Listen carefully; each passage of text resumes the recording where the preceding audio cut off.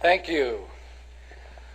We travel a lot. Last year we did 165,000 miles, and that was just with one airline. This year we've already been to Europe a couple times, Singapore around the first part of the year. The rest this year in August we go back down under to Australia for a few weeks, come back home for a couple weeks, then we go back to Europe, have an 8-day side trip to Romania. Hey, if anybody wants a good buy on my books, Romania is the place, $3. But you got to learn Romanian. And so we'll be all over Europe, and then we come home, and then in November we go to Asia. We do have a couple other events for your company in South Carolina, and in North Carolina, Iowa, and near Temecula, Marietta. So anyway, we're having a lot of fun, but anyway, let me give you an idea of what is going to happen today. We started with a company 9 years ago, and nobody asked us what this company is because we don't talk about it. And we started with 4 people, and today we have now over 170,000 people in our downline. Last month, this organization grew by over 4,000 new members, and 98% of all of the new people and all of these people came from the original 4. Now, when you look at that, does that answer the question, do you need to sponsor a lot of people to build a large organization? Well, see, obviously you don't. But notice I use the word sponsor, not recruit. And I'll get into that in more detail in a little bit, because this is a sponsor and teaching business.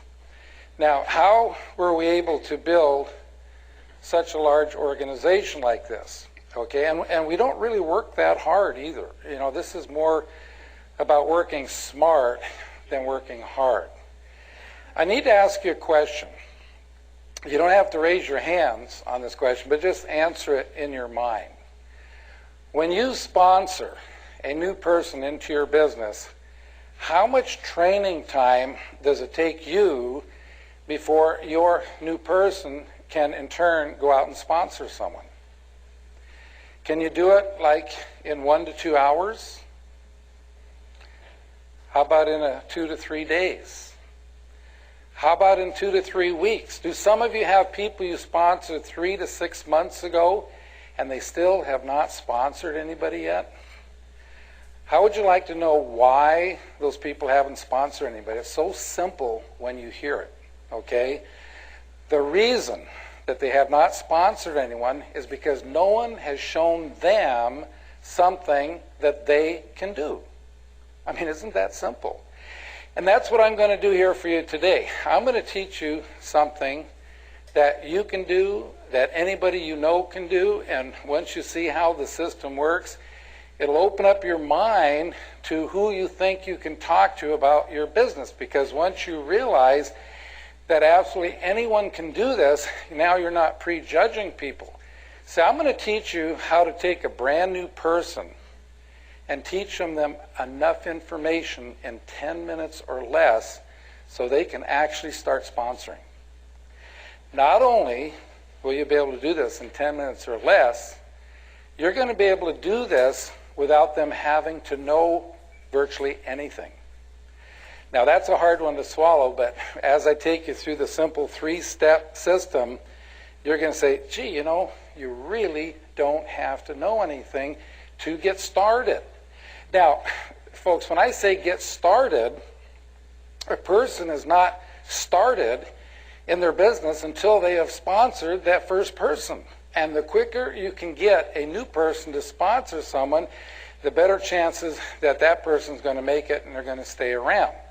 So you'll say, gosh, you really don't have to know anything to do this.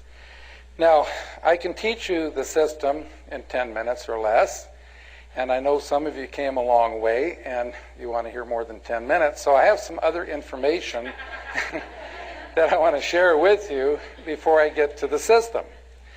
Now, the thing I didn't tell you about this organization we built over the last 9 years is I would say over 90% of them live somewhere between 6,000 and 7,000 miles from where we live because they're in Europe. Most of them are in German. They don't even read, speak, or understand English.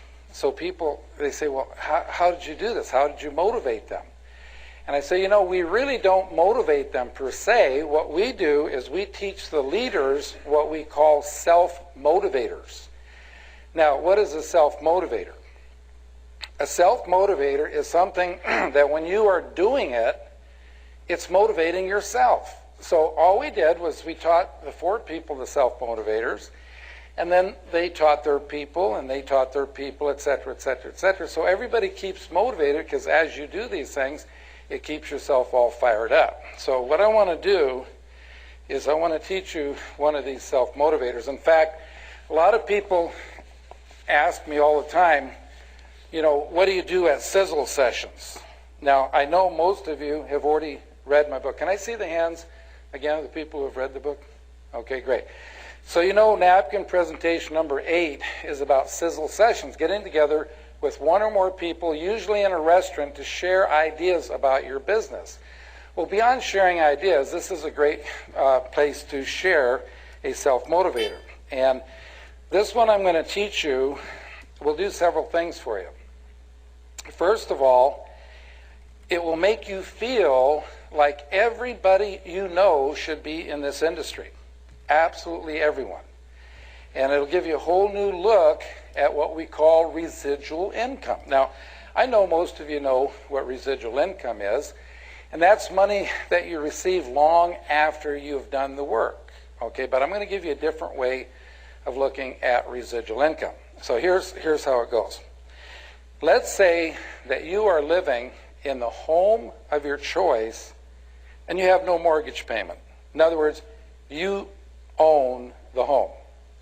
You are driving the car of your choice and you have no car payment. You own the car.